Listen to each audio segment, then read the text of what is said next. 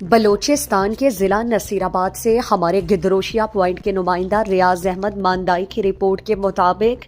S S P Naseer آباد غلام سرور بھائیوں نے پولیس تھانہ صدر ڈیرہ مراد شمالی میں پولیس افسران کے ہمراہ پریس کانفرنس کرتے ہوئے کہا،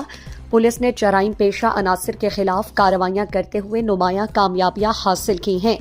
پولیس کی مؤثر حکمت عملی کے نتیجے میں مختلف وارداتوں میں چوری اور ڈکیتی شدہ 8 موٹر سائیکلیں برآمد کی گئیں اور ملزمان کو بھی گرفتار کیا گیا۔ اسی طرح کراچی سے چوری ہونے والی 2011 ماڈل ہونڈا سٹی گاڑی، جسے بڑی مہارت کے ساتھ مزدا ٹرک کے ذریعے دوسری جگہ منتقل کیا جا رہا تھا، برآمد کر کے 2 ملزمان کو گرفتار کیا گیا۔ صدر پولیس نے ڈکیتی اور چوری شدہ 2 موٹر سائیکلیں برآمد کر کے ملزمان کو اسلحہ سمیت گرفتار کیا، جبکہ 2 موٹر سائیکلوں کے خلاف 550 ضوابط فے کے تحت قانونی کارروائی عمل میں لائی گئی۔